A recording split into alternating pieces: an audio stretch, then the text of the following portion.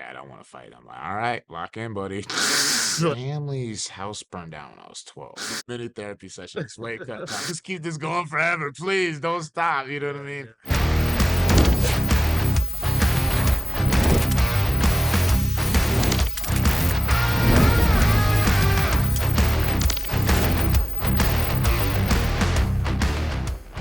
Hello, everybody. I'm Dan Hardy. Welcome to Between Rounds, a new show that we're doing, and I'm absolutely honoured to be sat down with the new PFL signing, Bryan Battle, who, of course, is main eventing and has got a lot of expectation, a lot of excitement around this PFL debut. How you feeling, fight week? Brother, I feel great. The training camp was amazing. Fight week has been absolutely phenomenal. So, like, I'm feeling like magic's gonna happen on Saturday night. What do you think to Eblen? Obviously, you know what to expect from him. Dominant champion. He's been undefeated for a long time. Coming off his first loss, though, how does that change things? Um, well, so like you said, I mean, Eblen just, you know, no BS is just a great fighter. You know what I'm saying? He does what he does very well. He's a great wrestler, great top control, solid boxing, knockout power. So, you know, you can't get too invested on defending the takedown because if you do that, he's going to hit you with the overhand. Mhm. If you get too invested on defending the overhand, he's going to take you down. You know what I mean? It's the traditional boxer wrestler complex. You know what I'm saying? But you know, he's tough, but I'm just like super prepared. I'm really, really, really prepared, super dialed in. So I just don't think there's anything he can do that's gonna mess me up in any way. You did that the dirty boxing a couple of times with the puffy gloves. Did you enjoy it? It looked like a lot of fun, man. It I mean, was a I lot of wish it was fun, around man. my day, to be honest. It was a blast, bro. Like you know, everything about that. You know what I'm saying? Like the places they went, 'cause like I did one in Miami, one in Nashville, so it was like the places were fun. Uh, the people were fun. The fights were fun. Yeah, no, the dirty boxing. It was like you really. It's like it was like one big party, you know what I'm Yeah. saying? You're pulling up and just like being a rock star, you know what I'm saying? Going out there and then, you know, anytime you can fight, and not have to worry about takedowns,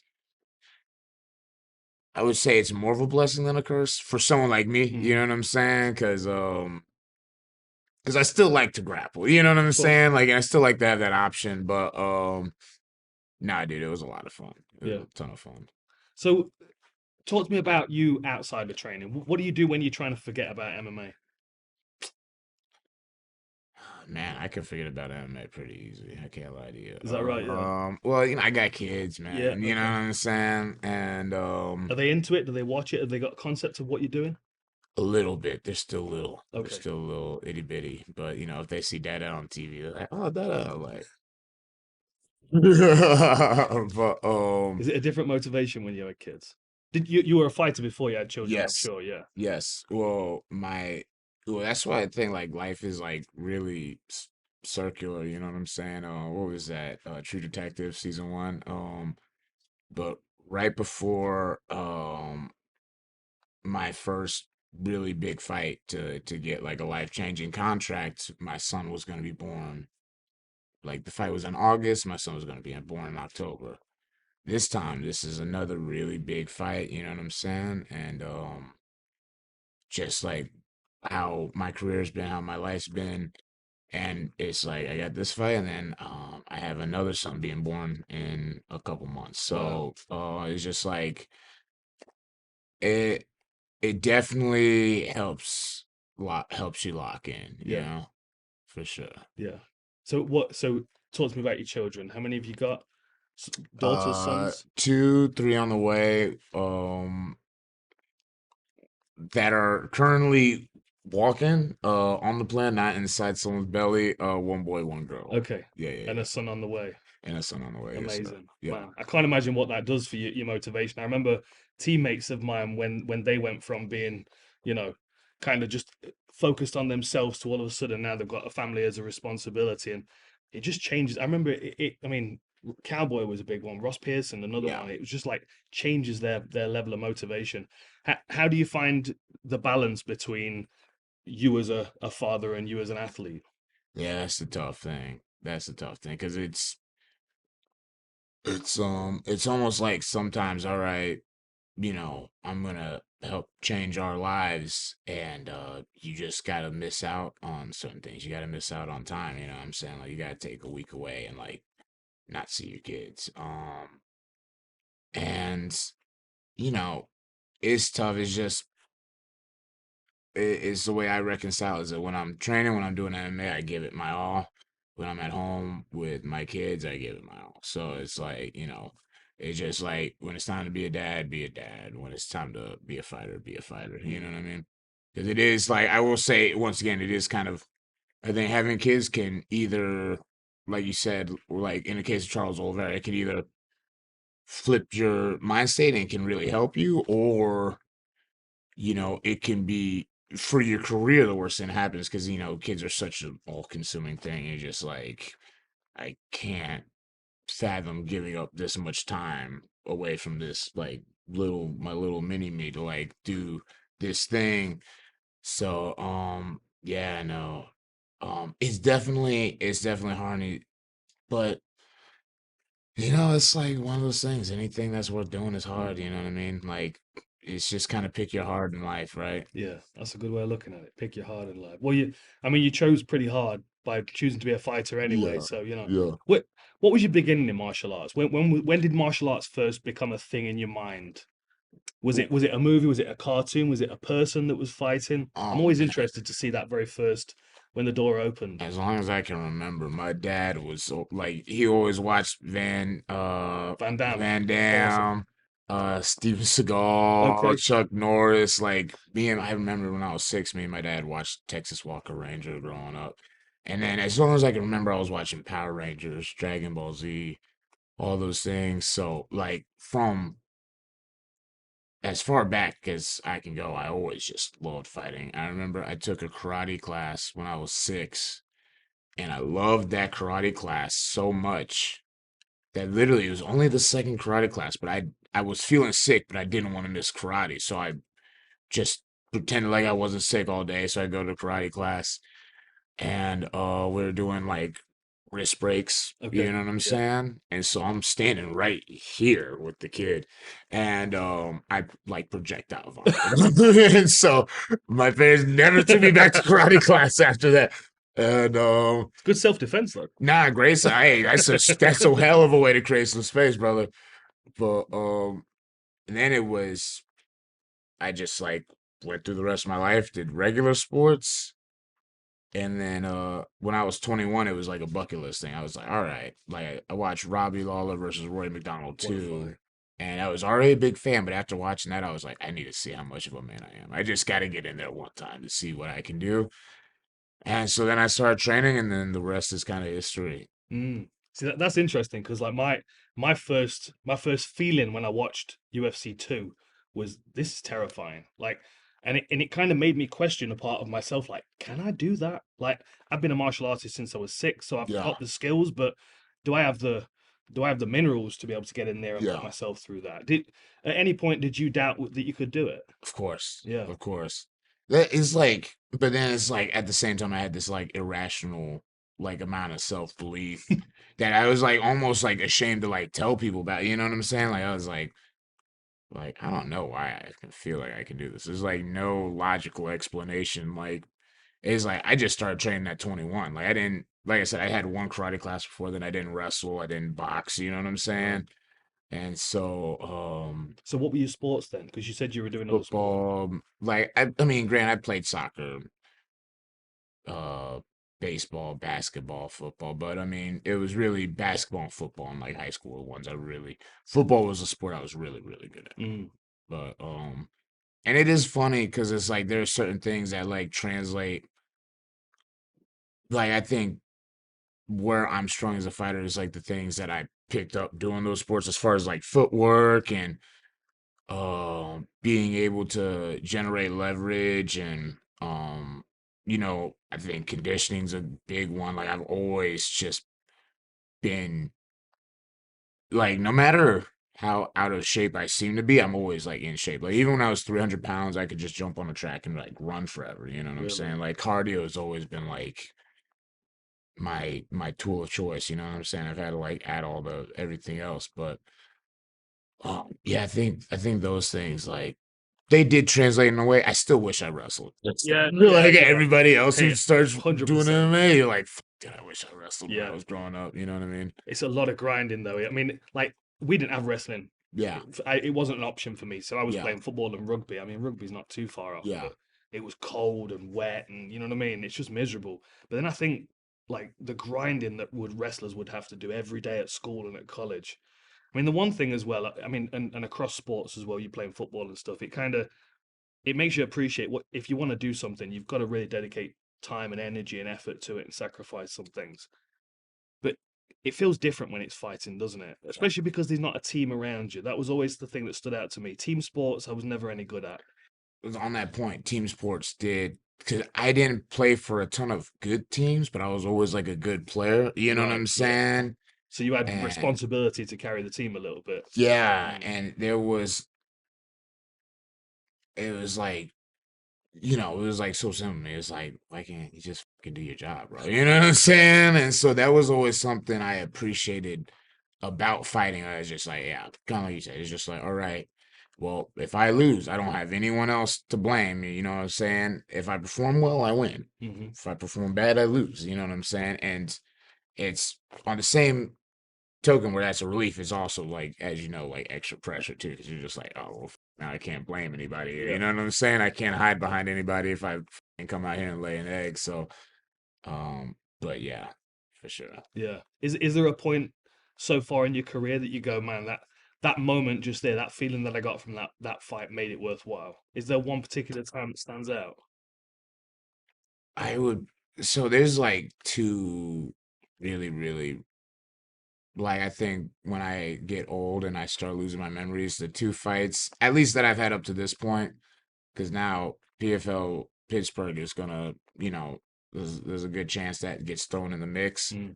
But I had a fight at home, and it was like it'd been years since I'd fought at home. I'd been fighting for a bigger organization, and it's just like just the likelihood, when you fight for a worldwide organization, the chance that they go to your hometown is like, Absolutely. I got the same thing. UFC came to Nottingham. yeah, It was okay. amazing. Yeah. It was just like it was. But what was crazy is when I accepted the fight because it was a short notice. Someone fell out. I messaged my agent. I was like, "Yo, I can step in and fight this guy." All right, and the location was to be announced. I thought it was going to be in Vegas. You know what I mean? Oh, Or you didn't even know it was I didn't hometown. even know it was Oh, hometown. wow. I'm literally driving with my teammates. We're going from the strength and conditioning spot to the MMA spot. He's like, "Oh, you're fighting in Charlotte?" I was like, "Oh, no, no, no, dude. Like, it'll probably be over here. If it's not over there, it'll probably be over here." This is the guy who's headlining.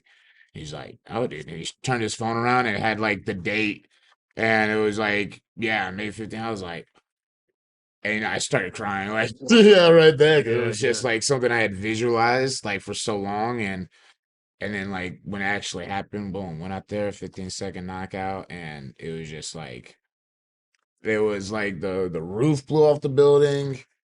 And it was like that was like one of the few moments where, you can see me still walking around the cage like, all right, don't stop cheering. Please. Like, let's keep this going forever. Please don't stop. You know what I Yeah, mean? yeah. Because it was just like so magical. Like I was just like, man, dude, there's nothing else like that. And then I would say on the flip side, when I fought in France.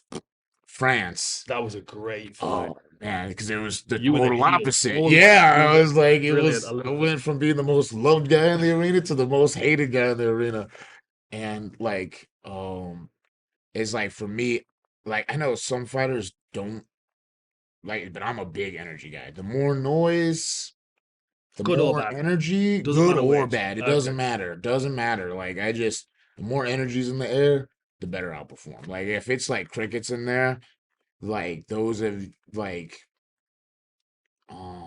I said, that was one of the things when I fought Randy because it was early enough on the card. I anticipated a lot more energy and crowd, and then when I got out there, it was early enough on the card in a place in the country where they're saturated with cards that Yeah. like people just hadn't shown all the way up yet, and I was just like, and it was just kind of caught me off guard and like not majorly, but like a little It bit. You does, know what for I'm sure it does. saying? Yeah, Like yeah. just because.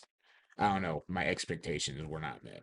Yeah, You know what I mean? But yeah. Well, we had a similar situation at UFC 320 because my wife Veronica, she was first fight the night at UFC London, yeah, and that's like a once a year occasion. So it was busy from the first fight, and then she did first fight the night in Vegas, yeah. and people just don't show up because it's like it's almost every week, isn't Nothing, it? dude. Yeah, So, and it's nothing, weird dude. walking out in a massive arena and you can just see like two or three people dotting around the place. And like I was fighting in between two former champions, and Yeah, like like I said, when I fought in Charlotte, that's the one where I didn't expect anyone to be there because that was the second fight on the card. So I was like, all right, yeah, there'll be people there, but and then that was like 18,000 people packed. wow. Like, Vegas in between two former world champions. Well, I kind of just like, oh, you know what I'm saying? So it's like, yeah, Vegas is definitely like a blessing and a cursed place to fight. Yeah. Like if you're the marquee matchup in Vegas, that means you're that guy and the things will be popping. But like if you're on the undercard, like unless because I wasn't on the main card still. Mhm. It was just a loaded card. I was on not the early prelims, but the prelims. I think I was the fight before the main event prelim. It was just yeah, people just hadn't shown all the way up yet. Yeah. So take me back to that North Carolina fight because I remember fighting in Nottingham and I remember for 3 days afterwards I just couldn't sleep.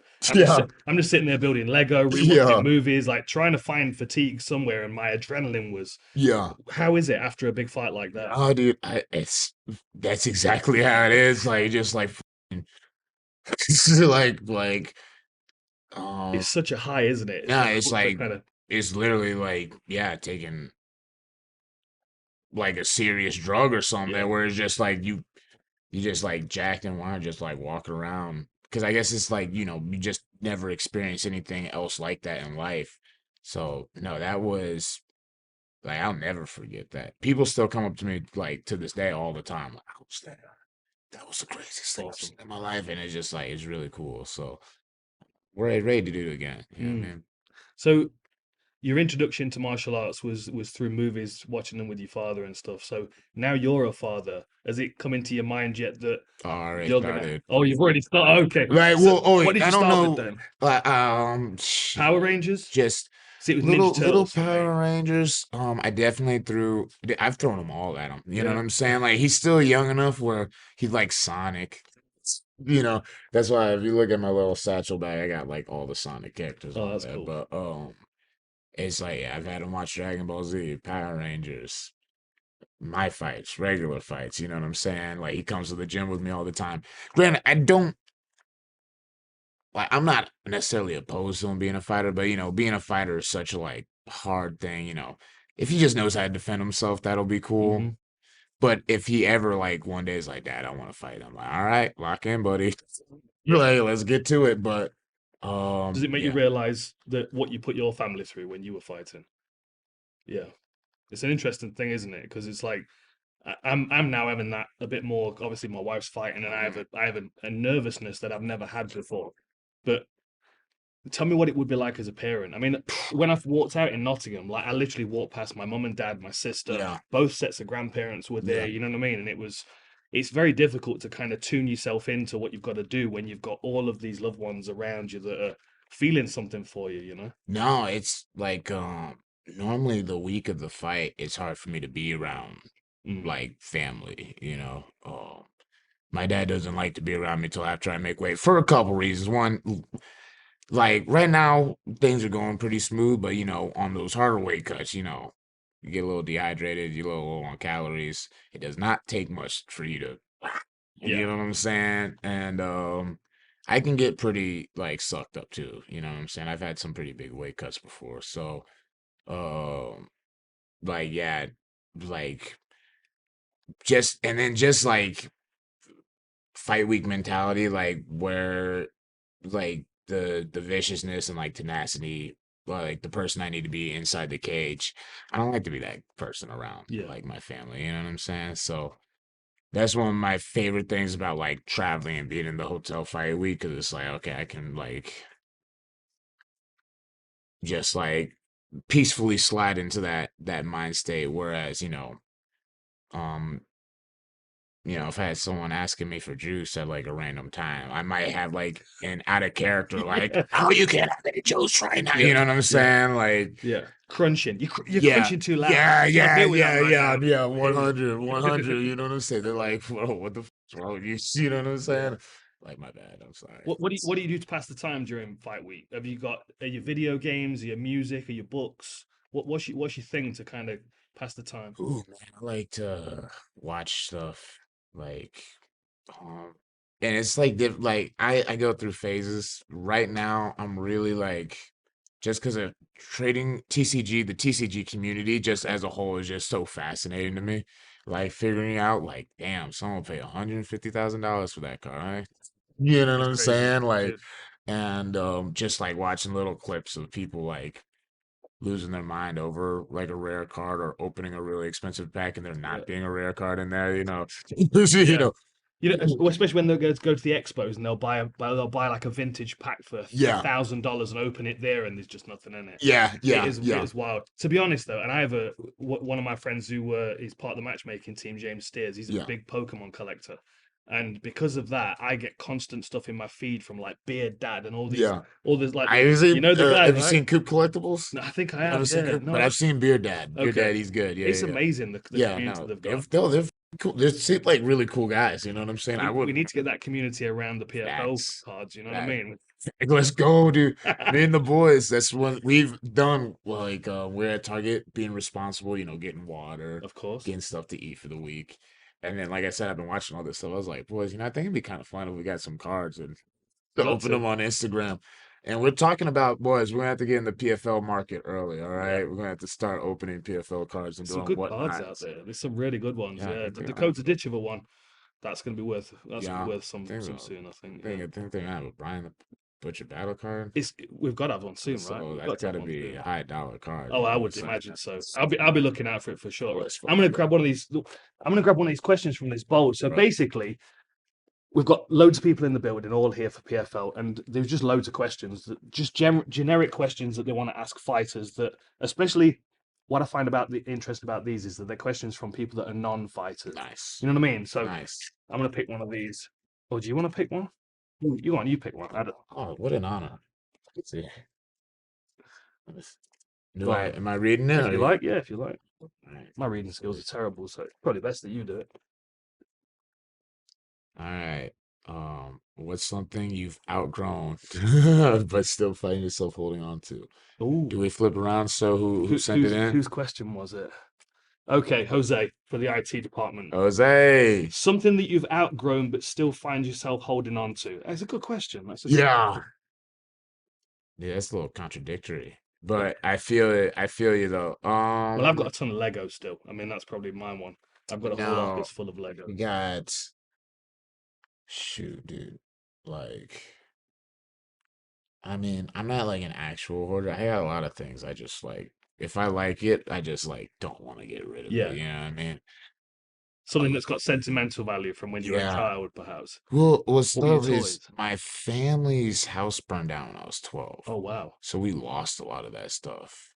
wow. Um, and then yeah, no, ironically, like yeah, I don't have a whole lot of Was stuff there from my anything that you childhood. wanted to replace after that happened? Oh yeah. Like I lost all my trophies and everything, all my trophies and medals, like all the family home videos. I had some cards. I had a Brett Favre rookie card, or it was his college card. I had a really like old Brett Favre card that was like my pride and joy. Mm, And my PlayStation 2. Ah, yeah. What was your game? PlayStation 2, Dragon Ball Z Budokai Tenkaichi 3. Really, yeah, man. Yeah, well, it's funny the night because it was an accident. My cousins used to live with my family. That's how we ended up in North Carolina. Like, I have between me and my sisters, like my parents have 5 kids between them. I do have an older half sister too, but there was like 5 of us in the house, and I had 5 cousins that were about to go in the system, and my mom didn't want that to happen. We lived in Maryland, and Maryland didn't want 10 kids in the house, so we had moved to North Carolina where they were. They lived with us for a year, and they were young, and it was like a total accident. So it was like nothing malicious. Yeah. It was right after Christmas, and so I stayed up all night playing Lego Star Wars 3, Dragon Ball Z Budokai Tenkaichi 3, and then building my connector. I didn't go to my room one time. And my mom had just put a candle. Me and my two cousins shared a room, and she put a candle in there because, it smelled like trash. You know what I'm saying? And so my cousins woke up and they were just doing little kid stuff. They were just playing with the candle. Someone smelled some smoke. They threw it under the bunk beds. The bunk beds are made out of wood. So it just went, Um, you know what I'm saying? So, um, yeah, no, lost a lot of stuff, but at the same time, it helps you be a little bit less attached to stuff. But maybe that's why I'm a little bit of a mm, hoarder. I don't know. You know what I'm yeah. saying? Now I'm thinking about it, I'm going down a rabbit hole. You know, it's Wasn't like, meant to be that kind of yeah, interview, but yeah, I know. we get what we can out of it. Let the mini therapy session. It's weight cut time, guys. I don't know what's happening. Yeah, man, that's crazy. Yeah, I That's know. crazy. I That can't wasn't the imagine that. answer to the question, Yeah. but Well, I mean, I have a lot of yeah, stuff that was, like yeah, it was childhood toys of mine. yeah, I can't imagine them not being around at the moment. You know what I mean? And yeah. I guess it gives you a different perspective on how to value things. You know? Yeah, I know. Like everyone got out safe, so it was just kind of like, all right, Yeah. material things are material things, but Yeah. people. But there is still like some sentimental. Of Like course. really, the home videos was the thing that I know my dad missed those the most. And I think like we all like we got such a kick out of watching those home videos growing up that kind of sucked a little Yeah. bit. Yeah. I'm sure. Well, we're in a good position right now for you to go and make some more good memories this Hell weekend. yeah, brother. Hell yeah. So easy weight cut. You don't look like you're too far off, and No, not too far off. Um, honestly, I'm not even gonna like play with fate. Like I'll probably like just go to sleep on weight. You know what I'm saying? yeah, Like just not. I know you want to get on weight as close to the weight as possible. Had it go sideways a couple times, so I'm just gonna get on weight, go to sleep. Call it a night. You know what I'm saying? Deal with whatever. Deal with not being able to sleep or whatever. You know what I'm saying? And be first in line at 9 o'clock in the morning. You know what I mean? I dig it. Well, good luck, man. Thanks so much for joining me for this. It's been Absolutely. the very first episode of Yeah, Between yeah. Rounds, It's and been an honor, brother. it's been a really good conversation. I Yes, appreciate sir. you, man. Thank you for having Good me. luck this week. Good luck this week. Thanks for listening. Thanks for watching. Please give Bryan some support. Give him a follow if you're not already following him, and keep a hold of your cards, your trading cards, because you never know when you're going to be missing those Fucking things. I hell, mean, dude. we're both gonna have a little cry right now. I think I'm missing some of my cards as well. Thanks for joining us. We'll see you after the next round.